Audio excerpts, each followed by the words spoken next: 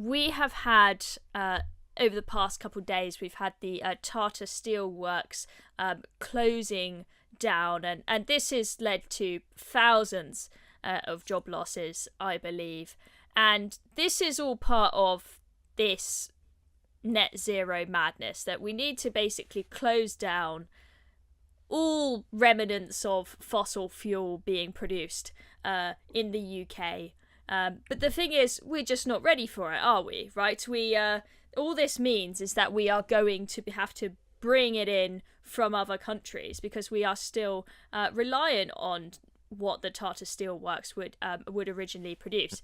And just before we talk about it, I'm interested to show you guys Lee Anderson's comments on this, talking to Martin Daubney earlier, and he says it's a massive act of self-harm.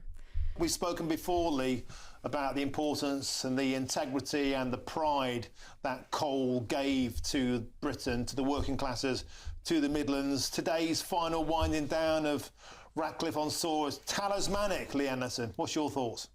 Yeah, it is, Martin. It is a sad day indeed. I've got a close affinity with this power station. In fact, not only did your dad work at a coal mine which supplied coal to this power station, I also worked at a coal mine, Welbeck Colliery, which supplied coal to this power station back in the day. I actually went on a visit there many, many years ago, and I catch the train to London right at the side of this power station, East Midlands Parkway, every single week.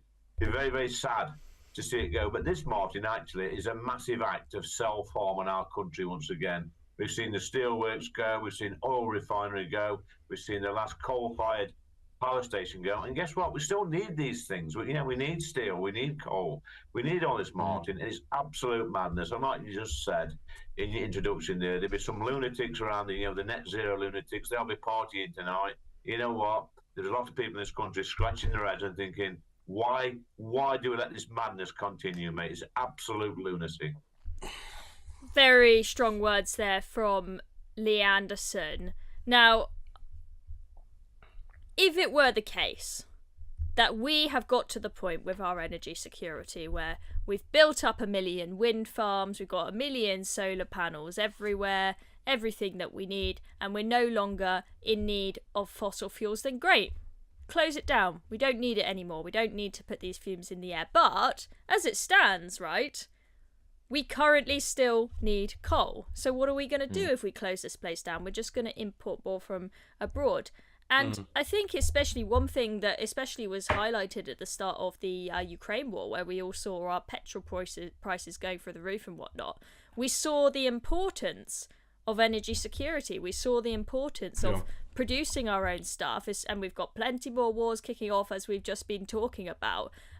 It just seems, as Lee says, like it is self-harm to close down this power station. Alex, what do you think? Yeah, well, it's the most dangerous thing this embarkment on nut zero this country has ever decided to do. And of course, the ukulele playing more on Ed Miliband is parading it around like some victory, despite the fact that Labour promised to reduce household bills in the winter by £200. They're going to go up. They've just gone up 10% in most cases. The reality is that we are on the brink of massive regional wars. This country has no ability to manufacture anything anymore. We are completely beholden to countries like China, who are not massively our best friends, quite frankly. Ed Miliband is one of the most dangerous people in this country. He really is. This is all ideology. We saw the story break that his own brother might be benefiting, potentially, allegedly, from some of these deals. And I find it quite sickening. I find that our country is in massive decline, is speeding up year by year, the decline of our country. We're turning into a third world economy. And now we don't even have the ability to produce our own steel. I mean, what is it coming? How are we going to build all these new homes? How are we going to heat them? There's no plan from Labour. There wasn't any plan from the Tories, quite frankly, either. But at least they were trying to not get these places shut down, although they did start the nut zero madness, so they are accountable for that. I just feel, Chloe, that our country's decline is all in favour of this American ideology, this liberal American ideology that's permeated our society. We sit on tons of oil. We have millions of barrels of oil sitting in the Falkland Islands, which would make every resident there a millionaire if it were given out to them. And yet we choose to just this massive act of self-harm instead. It's bonkers. It doesn't make sense. Yeah, Eunice, go on.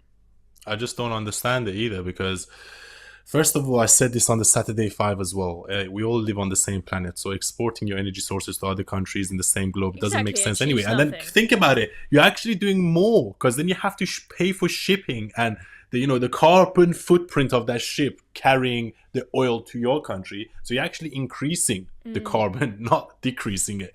And look, I don't really believe in conspiracy theories, but again, I think this whole environmental hoax is a way for the globalists or the Chinese or the Russians to maybe stop the Western economies growing, because America has more oil reserves than the whole world. Even just look at what Saudi Arabia has done. Look at what Qatar has done. Look at what Dubai has done. Look at what China has done. We have more oil than them. Why are we not using it? Every single resident in the UK, why do we pay 40% tax, for example? And they don't charge their people tax there. You go to Dubai, you don't pay a single penny in income tax. Why? Because they have oil. So why don't we use our oil resources and stop, people from paying tax? It's because this of these idea that we have to pay 40% tax is insane. But this is the thing.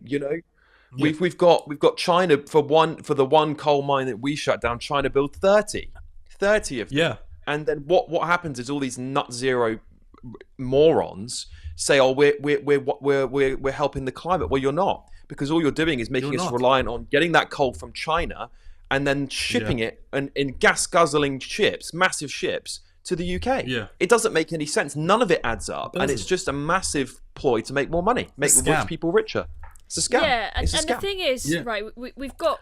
And also, just one last thing I want to say about this, for all the audience that you haven't, go and watch the RFK Jr. interview with Jordan Peterson that was released 2 or 3 days ago. And RFK Jr. is a massive environmentalist. I would consider myself an environmentalist. I want clean air. I want clean water. Of course. Okay, but we all do. But at the same, I want clean streets. I want clean roads. Yeah. So I'm an environmentalist. However, the problem with the environmental movement now is that all they care about is carbon. And by some studies, it shows that actually carbon is vital. If you want a green atmosphere, if you want trees to grow, you need carbon, right? And the whole thing is just a massive scam and a massive lie. And I hope people like Donald Trump get elected, because he said one of the first things he's going to do in America is that he's going to drill, baby, drill. And again, if he does that, it's going to massively boost the American economy. It's going to drive down fuel crisis. And one of the reasons, and I want to connect this to the mess in the Middle East right now. One of the reasons is that Iran got so rich so quickly is that Biden shut down the Keystone pipeline in America, right? Which and removed some sanctions from Iran, which led to Iran being able to sell their oil in the international markets, which meant they had more money. And guess what they used that money for? Sponsoring Hamas and Hezbollah to carry out the terrorist attacks in Israel. So that's what it leads to at the end of the day. When you export your energy sources to dictator regimes like Iran and China, you will end up having war. So it's better to be self-reliant on your own energy. Yeah. Now, the thing is, Eunice, you've given your point of view there, which is that you don't think that this whole climate change thing is really that big of a deal, and that we don't need to worry about carbon that much, right? And there will be plenty of other people who think that our carbon emissions are very, very important and they're having a really horrendous impact on the climate, right? And what I say is it doesn't matter, right? Because a lot of people think, oh, if you're anti-net zero, you don't believe in climate change and you're a climate change denier, right? You can be the most staunch activist about climate change and still be anti-net zero, right? Because even if your goal is to reduce carbon emissions as much as possible, closing down this steelworks and all of this other net zero stuff that Ed Miliband is pushing, none of it makes sense. As you say, we're just going to be bringing it in from elsewhere, and then it's going to come in on an oil tanker, right? So it doesn't matter, guys, because a lot of people, I hear all this worrying about, we can't elect a climate change denier, right? That's seen as a really scary idea. It's not a climate change Trump's denier, a though. This is the climate change thing. denier and this sort of thing, right? The thing is, it doesn't matter. The net zero agenda just simply doesn't make sense. The facts aren't there to back it up. I liked the idea of net zero when I first heard about it. I'm like, that's great. I want clean air. I want a better environment. But then when we started to see the detail, what it's going to cost, how it's going to harm people, and how it's then not going to make any change to the environment whatsoever, it just does not make sense, does it? Yeah, and also I just want to say something to everyone. I'm not a climate change denier, okay? Actually, as a matter of fact, when I came out of university, because I was brainwashed by my lecturers, I was like, yeah, climate change, we need to cut carbon emissions. Oh yeah, all this fracking is so bad for the environment. But they say a healthy mind changes his opinion once it's presented with new facts. And the more I studied the situation, I realized that it's all a lie. Is there climate change? Yes, there is. However, you have to look at Earth and you have to look at our past. There was a time where Earth was a molten rock. There was a time on Earth where the temperatures were 2 or 3 degrees higher than what it is now. We had 2 ice ages.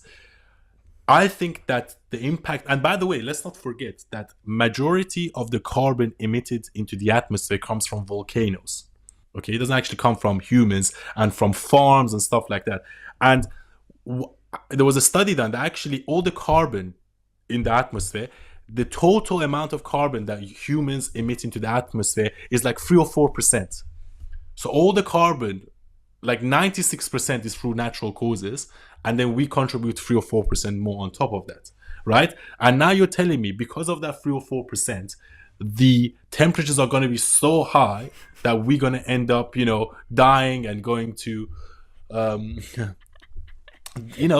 whole thing doesn't make sense. And again, you need to develop the world as a whole. You need to develop the world as a whole. So we're gonna need carbon. You're gonna need to develop African countries. You're gonna need to develop all countries all around the world. So until we haven't developed Earth as a whole, we're gonna need fossil fuels. Fossil fuels is one of the pillars that societies is built upon. So we cannot, not at this point, maybe in 100 years time, maybe in 50 years time, when all these societies are built around the world. But until then, we're gonna need fossil fuels. That's just a fact. And anyone that argues otherwise doesn't know what they're talking about. Have you got what it takes to be a reasoned presenter? Well, send us a short clip of yourself to join@reasoned.uk and we might be seeing you on this very channel very soon indeed.